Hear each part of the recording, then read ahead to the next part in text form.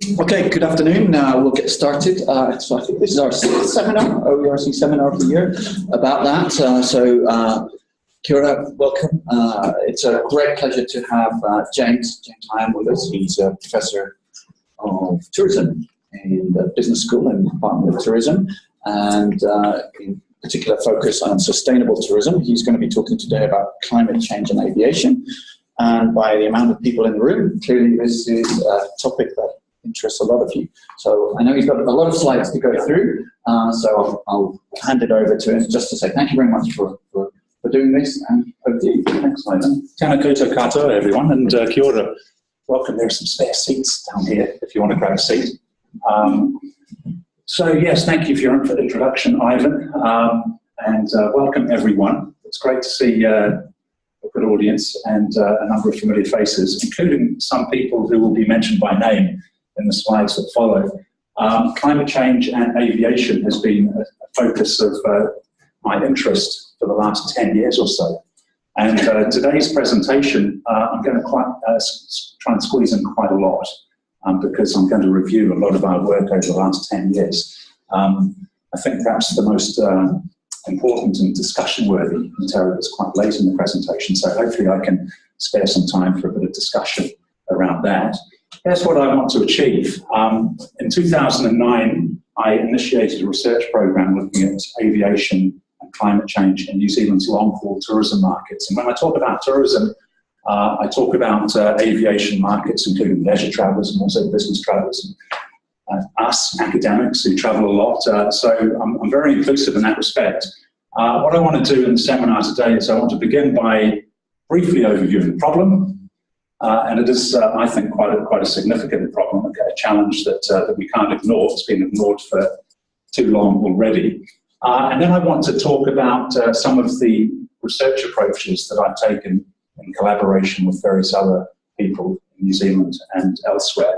So I want to focus on individual responses, which was the initial focus of our work, looking at how individual travellers think about internalised climate change and respond or not to their concerns.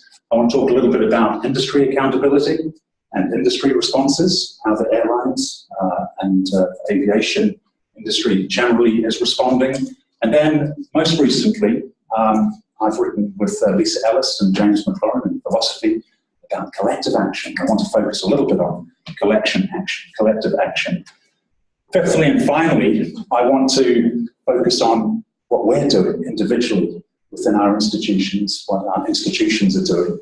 And I want to reflect a little bit upon some conversations I've had within my division and within my department on how we might respond to the challenges that I'm going to outline.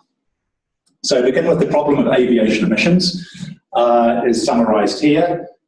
Transportation generally, and particularly aviation, has, no surprise here, a very significant climate footprint. 23% of total global energy related CO2 emissions comes from transportation. It is growing very, very fast. So air travel produces a large and rapidly growing proportion of greenhouse gas emissions, and it's growing at around 5 to 6% per annum. And we have many established societies where aero mobility and high air travel behaviours are well established, and we have many societies where you found appetites for air travel are developing very rapidly. So it's quite a complex issue. This slide was shared with me by a colleague in the US, and it outlines the language is interesting: dirty travel, climate safe travel, passenger kilometres per tonne of climate pollution. And you can see the various modes, and the shading indicates obviously the energy intensity of these various transportation modes. And part of our problem is that these ones down at the bottom are the most carbon intensive, and they're the ones that are growing the fastest. Phenomenal growth, particularly in commercial civil aviation. We even now have, Lockheed, I saw, is now developing a private supersonic jet, which pretty much fits into this category, an executive jet with usually about one passenger. So the most climate damaging modes of transport are those that tend to be in highest demand, fast, high-impact modes. In some parts of the world, the tourism industry is transitioning. This is Guangzhou, the Canton Tower to be precise, in Guangzhou, where it was fascinating to see a big line of tour coach parks and one recharge station per electric tour coach. Transition is underway in some parts of the world ahead of others, but we have a problem in New Zealand because bringing visitors in by tour coach isn't really an option. We are very heavily dependent on aviation technology. And this slide sums up the problem very nicely for me. It is provided by Paul Peters, colleague in the Netherlands, a retired aircraft engineer, aircraft designer in fact, who retired from his role with Fokker because he resigned himself to failure in his desire to produce an aircraft design that was sustainable. And so he became an academic instead. And it basically shows the energy intensity of the transition from the piston prop-driven aviation design to jet aviation in the 60s, and through the 60s and 70s and into the 80s, we saw some real gains in energy efficiency in terms of jet engine design, to the point that we've arrived at the A380 and the Dreamliner, the Airbus and Boeing designs that are most energy efficient. But you can see the trend line here, and you can see that this was the ICAO target for 2020. This is a climate safe target for 2050, and we're not going to get there. So we have high dependence in some societies, or at least some parts of some societies, on aviation. But under current technologies, we have this issue of the jet engine having achieved its most advanced form, its height of evolutionary sophistication. The International Civil Aviation Organization has promised further efficiency gains, and generally they haven't been met.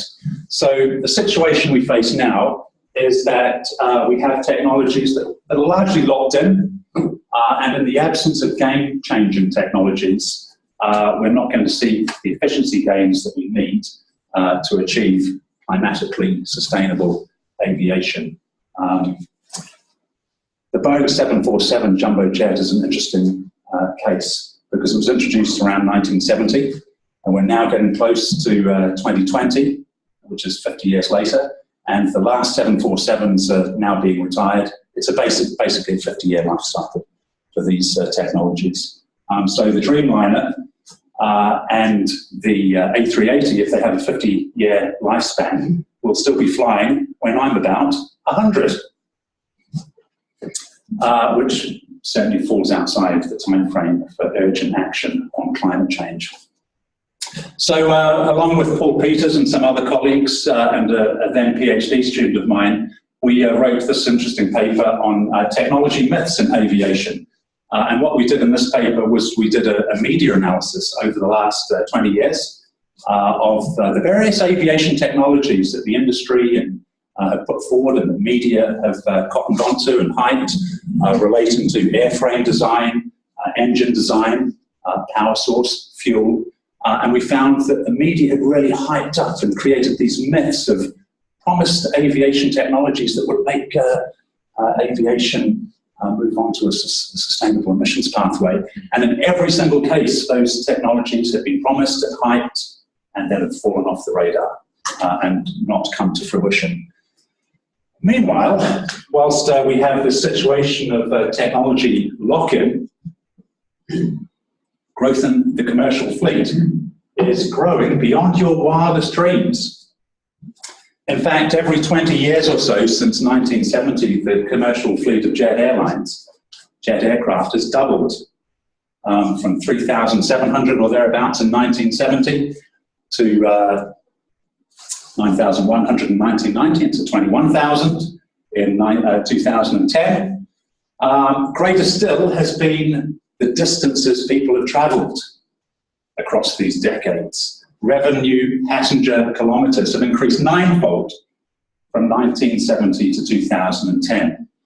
500 billion revenue passenger kilometres in 1970 to 4,500 billion. The numbers are quite mind-boggling. The numbers of zeros are quite crazy. So humanity flew 4,500 billion kilometers in 2010. It is expected that by 2030, the global fleet will have doubled again from 2010 to 40,000 civil aircraft, producing 10,000 billion revenue passenger kilometers. That's humanity in 1 year flying to the sun and back close to 67,000 times. That's a lot of aero mobility. It's quite interesting to contemplate whether we need to fly that much. That's a lot of kilometers, and that's a lot of emissions. So last week, I read this, Flight Radar 24. On June the 29th, a month ago, for the first time recorded over 200,000 aeroplanes in the air during one 24-hour period. 202,157 to be precise, tracked in real time, busily flying around the globe. Quite phenomenal. So, the International Civil Aviation Organization has said even under the most aggressive technology forecast scenarios, the anticipated gain in efficiency from technological and operational measures does not offset the expected growth in demand-driven aviation. That's an understatement. That's a big understatement. In 2016, ICO conceded that aviation emissions will probably grow by 300% by 2050 unless action is taken. So action needs to be taken. Here's the situation in a nutshell. We are dependent on high carbon mobilities, transport modes. There's increasing demand for speed and distance. We're traveling faster and further than ever before. Those who are flying, that's an interesting statement itself to think about who is flying. Those who are flying more than ever. Actually, I'll probably come back to that point. And the major problem is that air travel has been omitted from global efforts to mitigate CO2. So even post-Paris, aviation and maritime slipped through the net. So my research program initially focused on individual responses, and I've presented seminars on this before, so I'm just going to really sketch over this. We produced a series of papers with Scott Cohen, Christina Cavalier, focusing on the flyer's dilemma, which is this idea that air travellers maybe, in most cases, are acutely aware of climate change, and so they face this dilemma about the personal benefits of their air travel set against the collective negative impacts of climate change, which is being driven in significant part by those very same air travel behaviours. We undertook studies in some of New Zealand's key European markets to see how members of those societies were thinking about processing, internalising climate change, and whether or not that might have been having a bearing on their decisions around flying, decisions around travelling to such a distant place as New Zealand. And so a few summary slides here. Firstly, many of them spoke about their air travel behaviours being logged in. Interesting statistic at the top here, 94% of the world's human population has never flown. They've never actually stepped on an aircraft. So 94% of the global population is managing without flying. Interesting point. That's not to say that they don't want to fly, maybe they do want to fly, but it's a small percentage of the population that is responsible for a huge carbon footprint. So in these European markets, Norway, the UK, Germany, we studied initially, air travel was seen to have evolved from an extraordinary event, something that was infrequent and something to plan for and save for and look forward to the domain of an everyday locked-in social institution. And Randles and Manda have said that getting on an aeroplane has become as routine as getting on a bus or getting on a bicycle or walking to the corner dairy. our social connections have become ever more networked and spatially stretched out across international borders, across countries, across continents and around the globe. Air travel has become embedded for many people, such that events that formerly would have been celebrated at home now a good excuse to fly. For many of my friends in the UK, for example, these sorts of events are quite routine. Flying to celebrate a birthday, to go and watch a game of football, to celebrate anniversaries and such like. Increasingly, we're seeing leisure travel being masked by or linked to business travel, work-related travel, which is probably familiar to many academics who, living in a place like Dunedin, New Zealand, tend to link air travel for academic purposes with catching up with family and friends and colleagues and acquaintances in far-flung parts of the world. Secondly, as we know, attitudes do not translate into behaviours. There's a vast attitude-behaviour gap, but the key point of this slide is that it is particularly acute in tourism. So we spoke to many people in Europe who were really concerned about climate change. They were doing something about it in their day-to-day lives, or at least they tried to explain to us that they were. They were trying to use public transport and they're trying to buy local food and etc. and so on. But when it comes to air travel, when it comes to tourism, they park up those environmental concerns. So the issue here is that tourism is largely motivated by escape. Escape from the boring things in life, escape from work, escape from routine, escape from stresses. One of those stresses is climate change. So when people plan to have a holiday, that includes having a holiday from being concerned about climate change. So they tend to forget about those concerns. We interviewed people who were climate scientists, and they explained that they feel a bit guilty about flying when they take a holiday, but they fly anyway. So attitudes do not translate across specific behaviour contexts. People concerned at home forget about those concerns when they leave, take a holiday, active in various sustainable behaviours, sustainability motivated behaviours domestically, but quick to forget about that when they travel and when they're on holiday. Those concerns, those attitudes tend to be suspended. So Scott, Christina and I ended up writing a paper about behavioural addiction. And this was inspired by a seminar that Scott and I presented in the business school in about 2011. And afterwards, after our seminar, we presented this material, two people, one of whom is in the room and the other is in Japan, quite separately came up to us and said, gosh, what you're talking about sounds like addiction. Guilt, denial, acceptance of problem, inability to do something about the problem, failure to change their behaviours, happy to blame other people for those behaviours. Sounds a lot like typical addictions. So we wrote a provocation paper that basically said this. We have a problem with binge flying. We're addicted to our air travel behaviours and there's very little that we can do about it. It's difficult to budge these behaviours. A lot of our interviewees said, oh, it's bad, but we've got an appetite for air travel, we've got the taste for air travel, and now we can't give it up. Some said they'd be prepared to sacrifice other things in their daily lives so that they could continue to fly.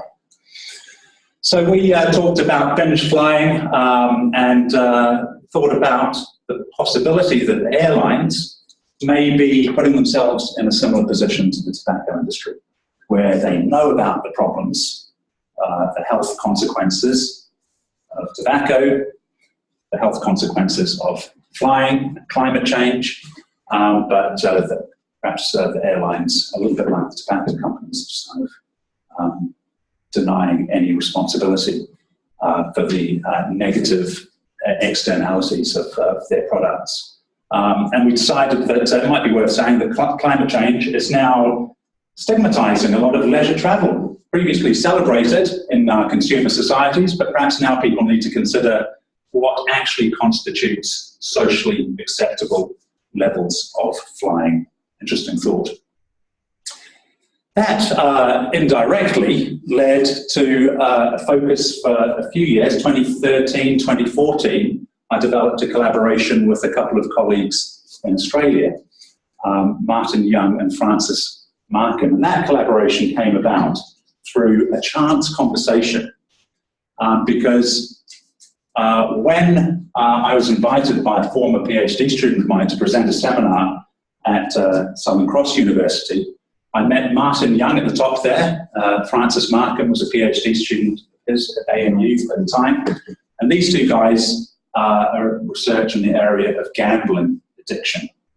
And when I explained to Martin initially that I'd written this paper with Scott and Christina about addiction, flying, he was really interested.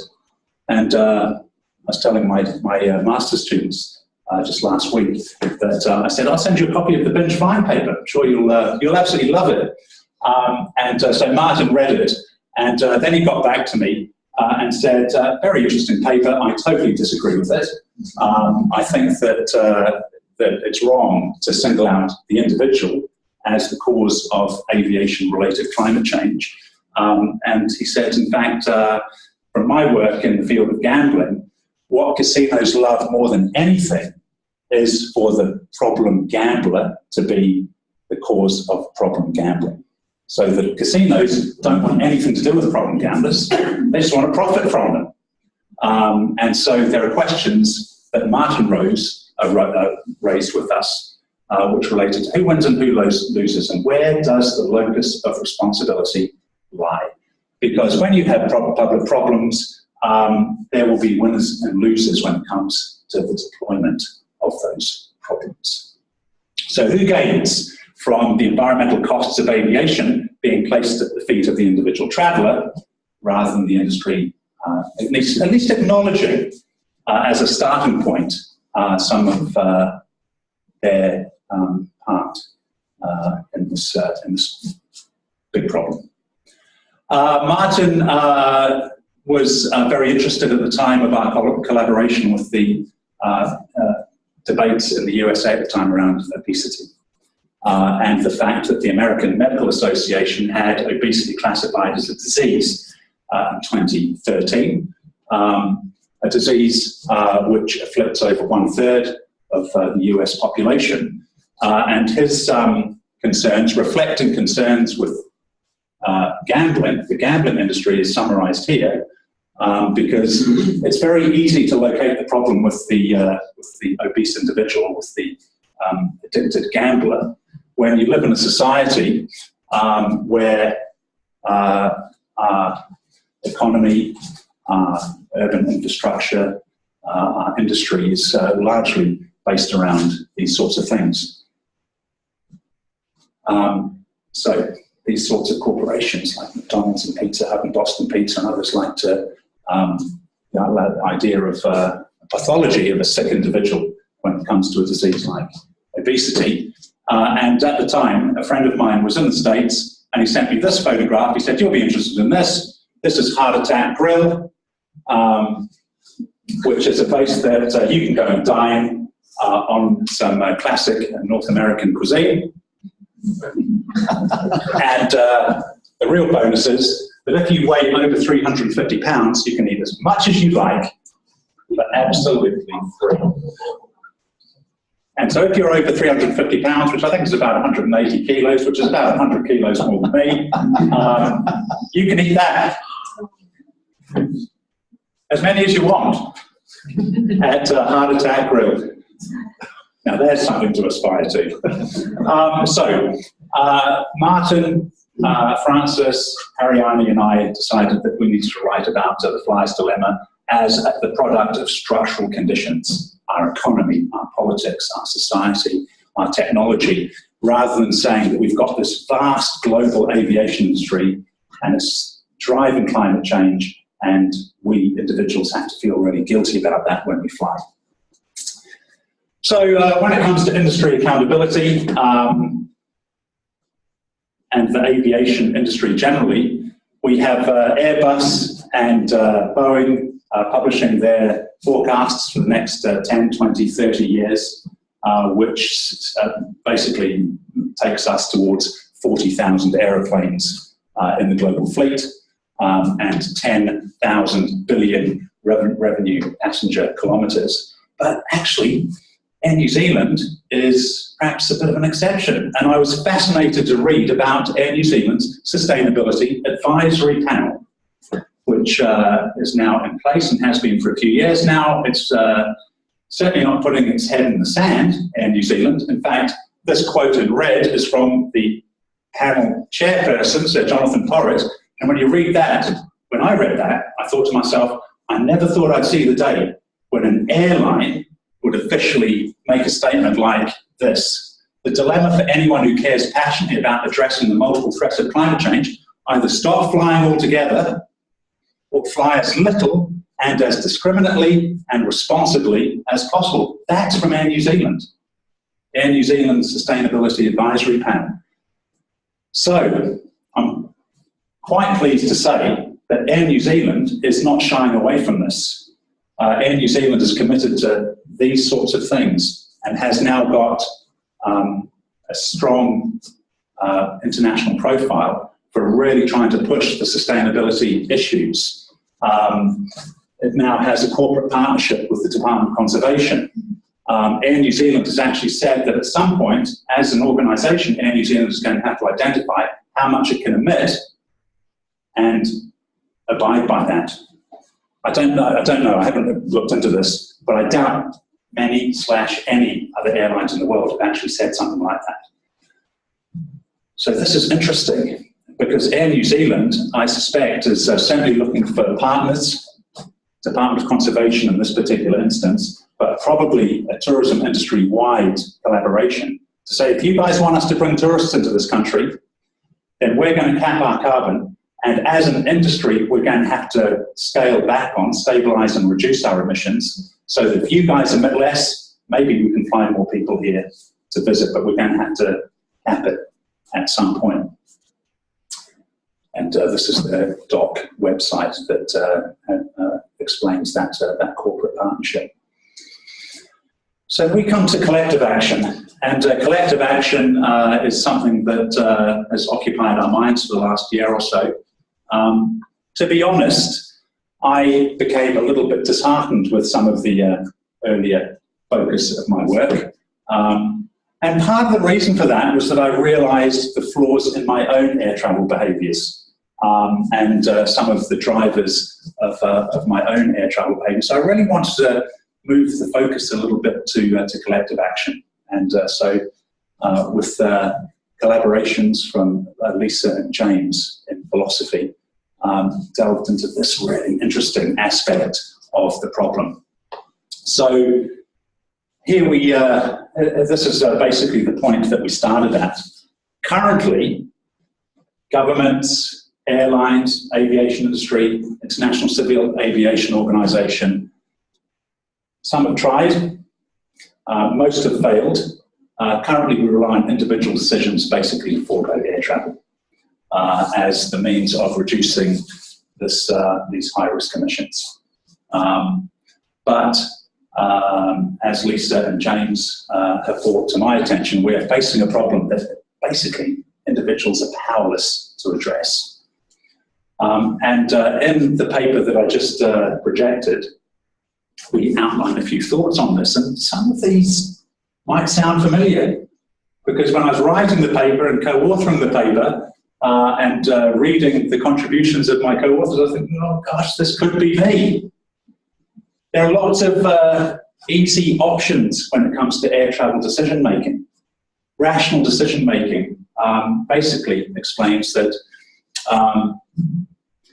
whilst we might be encouraged to reduce our flying, whilst we might be informed, whilst airlines may at some point advise us of the implications of our air travel decisions, we tend not to internalise that information unless it really supports or reinforces our preferred views in terms of costs and benefits. And when we're thinking about air travel, we tend not to think about negative externalities. We tend to be thinking about, oh gosh, this trip's going to be amazing.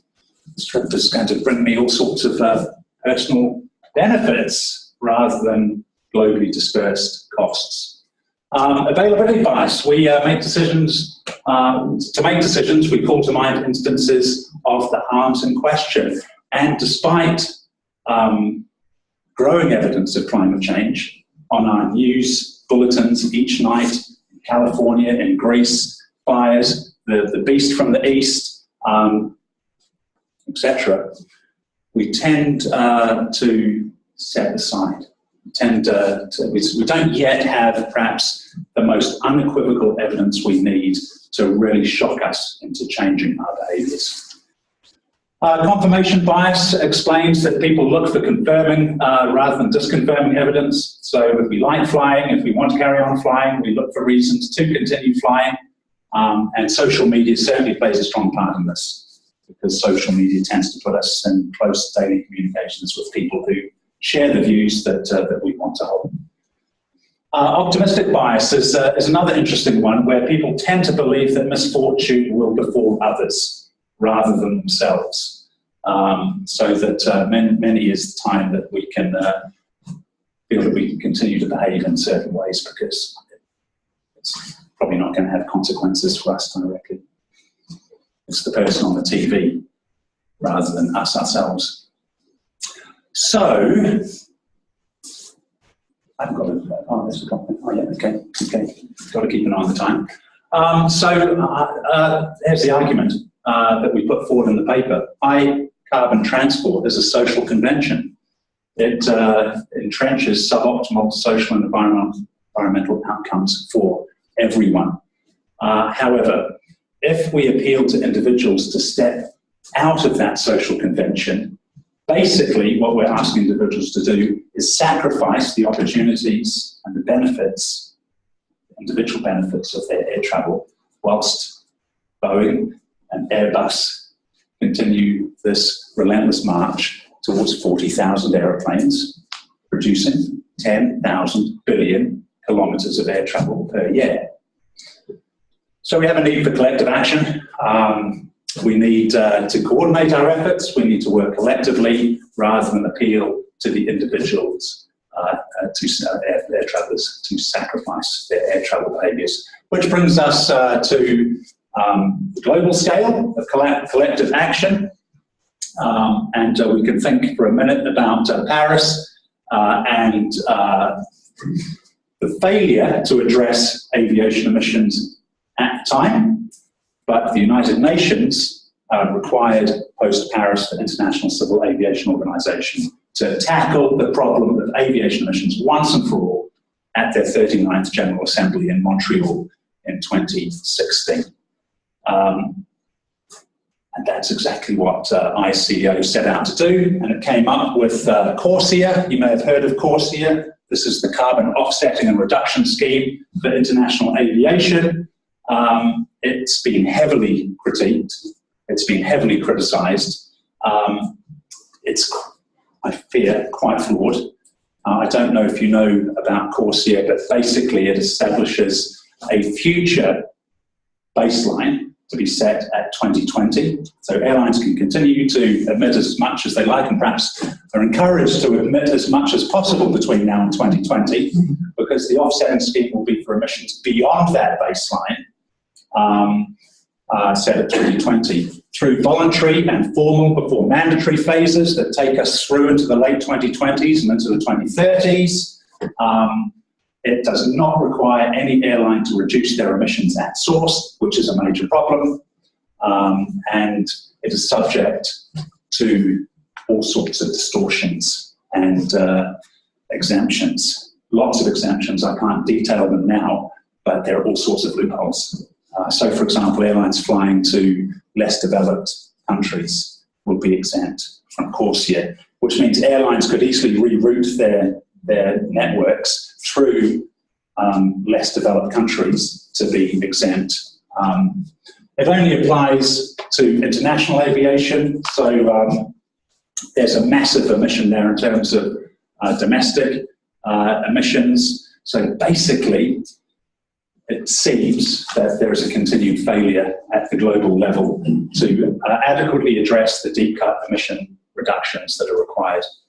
And this is a nice quote. I like the parallel universe quote, because this basically continues where airlines operate in a world where, dating back to the very earliest meetings of the International Civil Aviation Organization, which, driven by government interests, made all sorts of exemptions on taxes on aviation fuel to encourage the growth of this industry. And very little has changed since the early post-Second World War years. So ICAO said, we've got CORSIA. It's the first global agreement of its kind, reaching across one industry globally. And they asked that this, suggested that this should be sufficient to avoid what they called a dreaded patchwork of national or sub-global initiatives to address aviation. However, we've done a little bit of work, again, with these guys in Australia, looking at carbon pricing, for example. And Francis led this paper with a really interesting analysis of Australia's clean energy future policy, which began with 23 Australian dollars per tonne carbon price, which included domestic aviation, which increased in 2013 to $24.50 for a tonne. And basically, what we did, particularly Francis's work here, was to track domestic air travel in Australia through to and including the carbon price on domestic air travel, and then afterwards when it was repealed with the change of federal government. And basically we found that if you're going to put a price on carbon, you better make it a realistic one, because basically the airlines, Qantas and Virgin Australia, the domestic Australian carriers, basically the network was so competitive that they just internalised the price of carbon. It was low enough for the airlines to do so, to avoid disadvantaging themselves in a highly competitive domestic market. So the message that we brought out of this paper is that the carbon price isn't going to work unless it's a lot more than 24 Australian dollars a tonne. If you want to reduce domestic aviation emissions, a pilot strike or a collapsed airline is definitely the way to go. Much more effective than a low carbon price. And so most recently, I've been contemplating the question of sub-global and sub-national responses. And I now refer to a more recent research project, collaborative project looking at academic travel emissions. And so I wonder about an institution like the University of Otago and our own air travel behaviours. So I struck up a conversation with Hilary Phipps. We now have a sustainability strategic framework in place. She and I co-presented a seminar to my department colleagues and colleagues in the business school. These are her slides. She's on maternity leave now, so I was rather hoping that she would co-present with me today. But in summary, we now have the strategic framework in place. It's been approved. It's set sustainability targets that can be measured against a 2012 benchmark. That benchmarking includes how much we travel in terms of institutional aviation emissions, in terms of miles, sectors, long haul, short haul, medium haul in between. We can now benchmark at the level of the department or the division, or in this case, the university. Hilary speaks of the various approaches that we might take to addressing our institutional emissions, beginning perhaps with offsetting those emissions that can't be otherwise or immediately eliminated through this kind of elevated hierarchy of increasingly transformative initiatives. And she also speaks of the uptake of Zoom.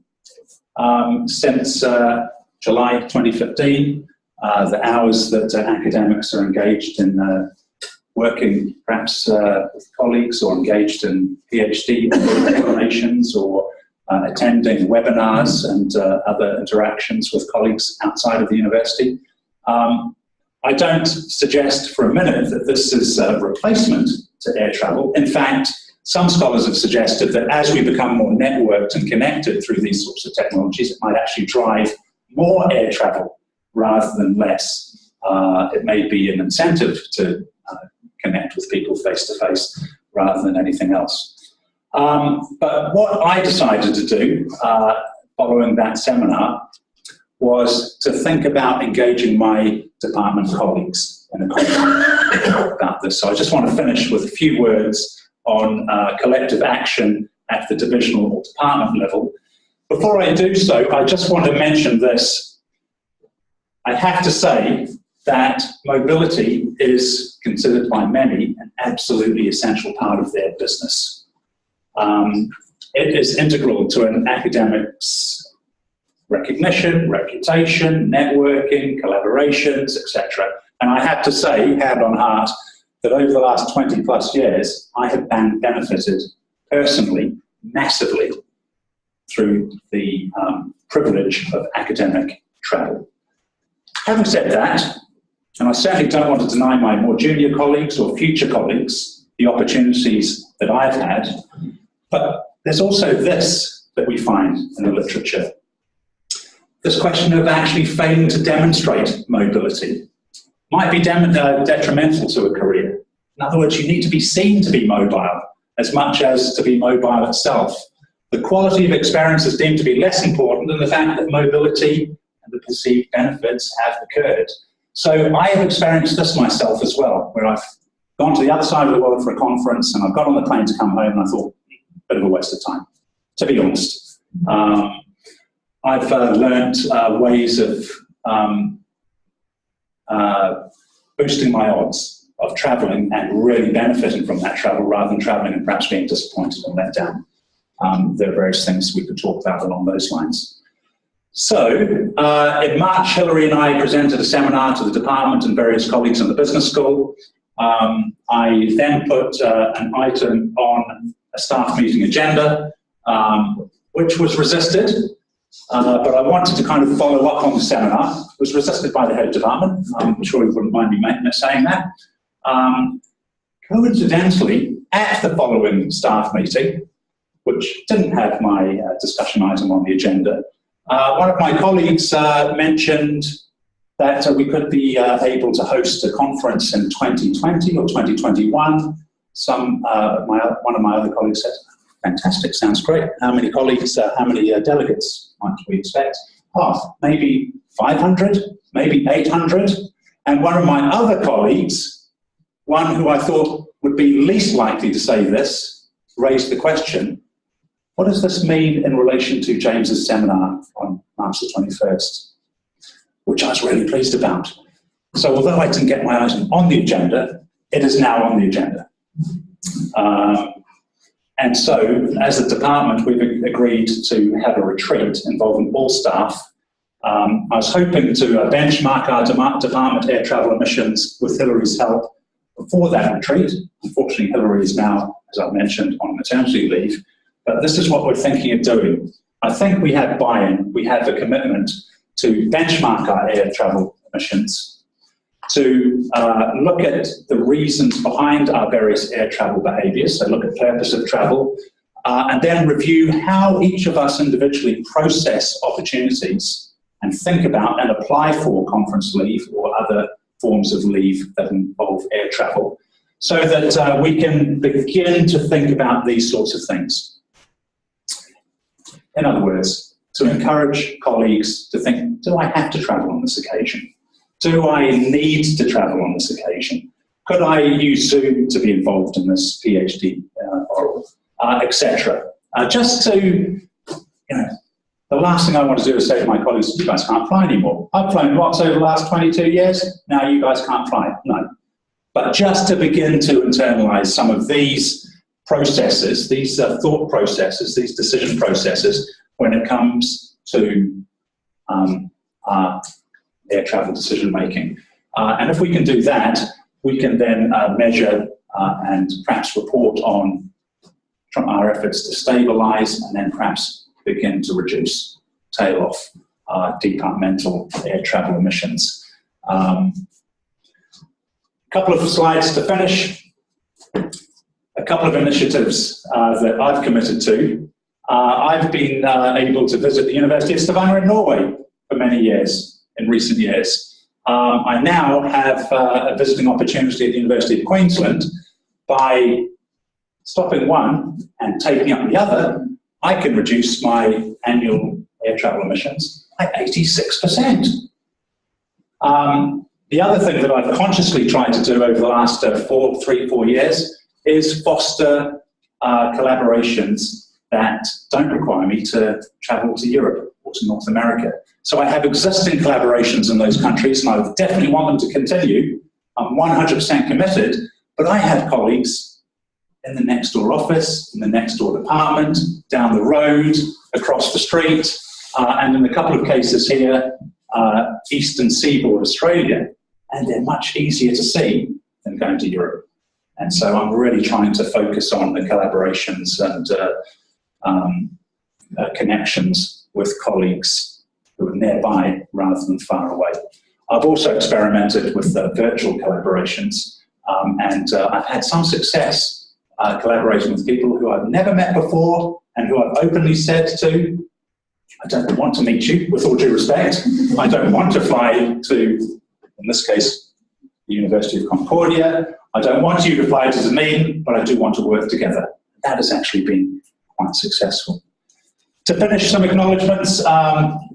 What I've reported on in the last 45 minutes or 47 minutes has been the product of a wide range of collaborations with various colleagues here and in Australia and further afield, and a number of former PhD students.